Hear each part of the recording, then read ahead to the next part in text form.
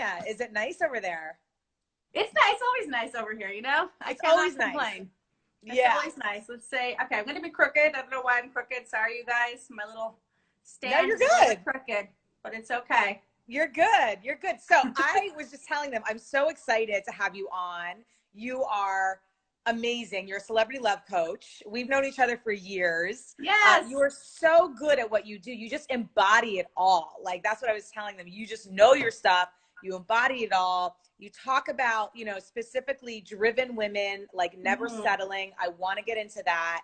Yeah. And then I saw that you have like this men and money course. Like, it all kind of links in, right? Yeah. Well, the men and money course is, I was promoting it. It's Gina DB's course, but I also have trainings on money and stuff in my Love Goddess membership. It for sure goes all together. For sure. Yeah. So let's just start out. Like, how did you get started, Nicole? Tell them about you. And you're just so amazing. I love you so much. Oh, thank you. Thank you very much. So how I got started as a life coach. I quit my job many years ago. I was working in public relations. I didn't like that. And I quit and I got certified to become a life coach. And then just like all the clients that came to me at the time wanted to talk about love, like seriously, like all of them were like only obsessed about relationships. And then I was in a relationship at the time and I thought he was my soulmate, and he was not. He was the kind of soulmate that teaches you all the lessons that you need to learn through a lot of pain. But yeah, at the time I just was like, I want to spread love. I want to help people love themselves. So I kind of like, I went down the life coach path, and I really knew that like love and relationships was my calling. I was always the person that was interested in relationship stuff. When I was at dinner, I would be trying to figure out the couple next to me, how long have they been dating based on how they've been how they were talking, you know? So it kind of like the life pushed me a little bit in that direction. Universe pushed me. And then that's where I started. And I, you know, in the beginning, I did everything. Yeah, I mean, and you're get people to come pay attention to me. I did everything. Yeah. So what is your stance on, because driven women especially, you know, like I work with, you know, a lot of my clients are like the go-getter women, the high performers, the, you know, they're movers and shakers, and a lot of them are still single. A lot of them are like, you know, especially in New York, it's, you know, I hear like it's hard to date, or any big city. Like, what would you say? Like, is that a theme with driven women? Tell me more about like, what are you seeing even in like celebrity world? Yeah, it's the same thing. You know what? Okay, this is the thing about celebrities. They're the same as normal people. Yeah. Except when you work with them, you have to sign an NDA and not reveal any of their info. That's the difference, people. That is the difference between a celebrity and their love life and a normal person. So, and that's what I want women to know. Like, I see inside of every really successful people's hearts, and they're going through the same things as like normal women. But specifically for successful, driven, single women, what I hear all the time is, I cannot find the right person for me. I don't want to settle, and I don't like what's out there. And there's this like disappointment vibe happening all over the place, because wherever you go online, you go out, and it's like, this is crap, this is crap, this is crap, this is not what I want. But what successful, driven women have to realize is, like, the mindset that got you to have a successful career is the same mindset that's going to get you to have a successful relationship. So yes, is there a sea of men or women, whoever you're dating, that are not what you want? Yep, they are there. They exist. But if you're letting them be the reason you don't believe, in my very fierce love opinion, that is like, that's not the mindset you want to be. That's a subpar mindset. That's a normal woman mindset. And you're not a normal woman. So you cannot think like normal women think in love. Like, normal women get together and complain about their love lives. Normal women get together and tell stories to each other all day long of why it's not working. And we do this because it makes us feel better. If you talk with your girlfriends over how crappy dating in New York is, and she's like, oh my God, girl, you know what? It's such crap. You feel better in a way, because you feel like you're not alone, and you're like, see, it's not my fault. It's other women are suffering too. But then this is what we're repeating, right, Kelly? We're repeating the story of it's not working. And the thing is that I know people in every place, whether it's New York or somewhere else, who have met people. So what you really want to be thinking as that driven woman is, what is your identity in this whole dating game? Because if your identity is the same as all the other normal women, you will have a normal woman result, which is not what you want at all, if that makes sense. I love that. And what you're saying too, it's also like how I coach. It's like speaking, like your words are powerful, your beingness is powerful. It's like your energy, all of that is so powerful. Like, and I love what you said about, okay, how you are driven and successful in one area of your life, you can actually do that in another area of your life. Yeah. But we don't like think it's no that. Different. We don't think it for love. We are still hypnotized. Like, we still think it's something that just comes to us. It would be amazing. It would like be amazing if you could just like go, you know, this happened to my husband, by the way. He got divorced. He worked on himself for like a year, and I was his first Tinder date. I'm like, you are the lucky person. You are the lucky one, Mike. Like, it doesn't happen like that for everyone, right? But it would be amazing if all we had to do was like go online, and then the first person we swiped, that was our husband or wife or whatever. But for most people, it's not that you can't have the love that you want. It's that you have to clear a lot of stuff that's in the way. So you are worthy of it. You're deserving of it. But if you don't have, a lot of people don't believe in their love vision, or they're wishy-washy, or they'll believe if the guy calls back. And then when there's crickets on anywhere, online or in the real world, then their mind starts to doubt. When the guy ghosts, they don't believe. When the guy's sending them flowers, they believe. It's all like the belief is all dependent on outside factors. And that makes it feel really bad, because you're relying on a guy from New Jersey who went into the city to go on a date with you, whether he likes you or not. You're relying on him to believe in your love vision.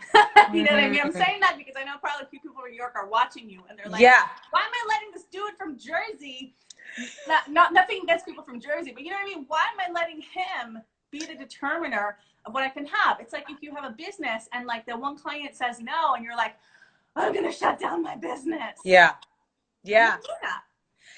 And it's like a worthiness conversation. Like, I know a lot of women, and even like me in the past, like I would need that external validation to be like, oh, that's my worthiness. Like, he likes me, and since he's, you know, X, Y, and Z, like I feel enough, right? And it's the wrong way. So how would you recommend women, right, like start to believe and find that worthiness within? I mean, we all have it, but like some of us need to tune in and tap into it more. Can you give us like any kind of like recommendations or anything that has helped your clients, or, you know? Yeah. So first things, you have to realize this, okay? In dating, people have preferences, and the preferences are not an indication of like worth. Somebody might want somebody who has blonde hair if they're looking for that. A lot of women have a preference for guys who are over 6 feet. Does that really mean that the guy who's 5'9" is unworthy and cannot find love? No, right? Like, so people take a preference, like somebody else has a choice. They may see you, they may not think that you are the perfect person for them. That hurts us all, right? But what you have to understand is this. It's like I use the example of, if you go to a restaurant and you order spaghetti and meatballs, penne vodka isn't sitting there saying, I was rejected, right? It's just a preference. It's just, I want this. I love that. You have to understand that you are a very specific flavor. This is what like kind of changed the game for me, because I used to think that I had to be like, I don't know, like a Jessica Simpson, like blonde, and I don't know what I thought guys wanted, but it was not me. And all women do this, maybe men do this too. There's this image of what you think the kind of guy that you wants. And it's always, oh, it's not me, but no, he wants this, he wants that. And it's not even in reality, first of all. It's not even like you've interviewed 20 of these men and they have all agreed, well, no, Kelly, actually, I need somebody who has blonde hair, this, whatever, right? That's not happened. But we operate as if that has happened, and the powers that be out there have decreed that a man like this would not want a woman like you. And then we feel bad. Instead of realizing a preference is a preference. People have preferences everywhere. Some people like to watch Netflix. Some people like to watch Hulu. Like, that's just an example. What you are looking for when you are dating is the person that is the absolute right match for you, that you are their flavor and they are your flavor and you want that. Not everyone's going to be your flavor. So when you feel rejected, you got to be a human being about it and feel it.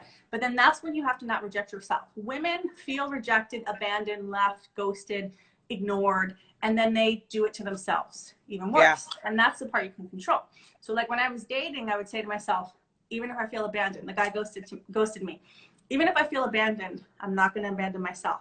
I would immediately remind myself in that moment, here's why you're lovable. Here's why you're worthy. Here's what the perfect match for you is going to love about you. So you can do this. Everyone can do this. I made a list of what were my most amazing qualities and why that was going to be of benefit to the person I was a match for. So for example, I really like to, I'm so into food. You know what I was doing? This is how into food I am. We're moving, like next week, we're moving to LA. And I put on DoorDash, I was telling my husband, I put DoorDash to the hotel we're going to be staying in for a little bit so I could get excited about the food that I could order, right? Like, this is like a normal person thing. But that's what I don't know. Like, I love that. It made me happy, right? But here's the thing. I put on my Tinder profile, I call this you're describing your life phase. I recommend everyone does it. I have a whole formula for how you should do your profile. It said, I see my life as a delicious meal that's meant to be savored every drop. And I believe that love matters most above all. That was me putting into a sentence how I view life, who I am as a person. And it has my essence in there. And my husband saw that and he was like, yes, like, I love this. On our second date, I went to order and I was like, you know, I'm really hungry. Like, I like this and I like that. And he said, order both. And he hooked me because it was like that vibe of like, just order both and let's enjoy. So why am I saying this? I owned myself, my qualities, who I am. Another phrase I had was, Nicole, you're an espresso. You're not a caramel latte, meaning you are intense. You are fierce. You are powerful. You're not like super like bubbly and light and whatever I thought. So I made everything about me right is basically the exercise. You go through all your qualities and you ask yourself, okay, if a man is with a woman who has this, a foodie nature, what does he get? If a man is with a woman who's caring, if a man is with a woman who's driven, if a man is with a woman who's a boss babe, what does he get? And when you do that, you start to see like, I'm bringing a lot to the table. I'm really bringing a lot to the table for the right person. And that's really all you can focus on. And success in high level dating, which is what we're talking about, is so much a game of focus. Like, you have to focus on the right person that you're wanting, knowing they exist, and also knowing you're the right person, you know, for them. And that's that's a lot of what it takes. It's like a mindset at the end of the day. Yeah, 100%. And, you know, I loved what you said, because I think a lot of women, even myself, right, get caught up in that, the preference, right? Like, oh, if he likes blonde hair and I don't have blonde hair, or like, I'll change my hair. Or if he doesn't have like all of that. And we take it personally.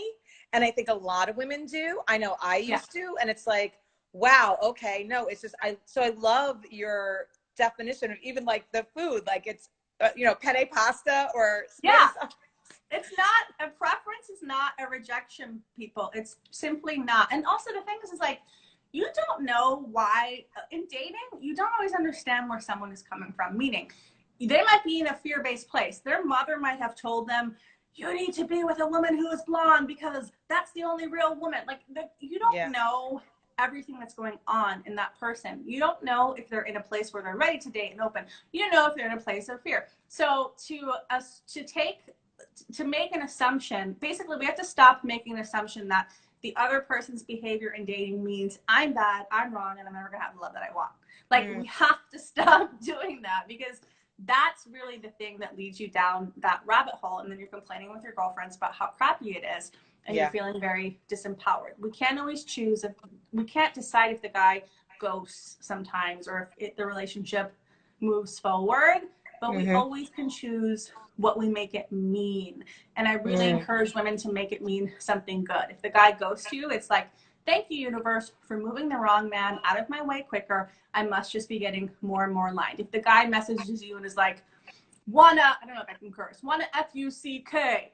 Yeah. Fine. Thank you for showing me off the bat that Yeah. you and I don't have the same desires. So I didn't have to go down the path with you. Like there's always a way to look at it as if what is occurring now is part of the manifestation of your desire. What is occurring now is helping you get there. And then you feel progress. And this is also really important for driven women because we need to feel like we're progressing. We need to feel like we're winning. We need to see a clear link between our actions. And women do not always see a clear link. It's like I go online and I don't get the result. I go on the date and it doesn't happen. And we're not seeing that it's all adding up. We're not focusing on how it's progressing.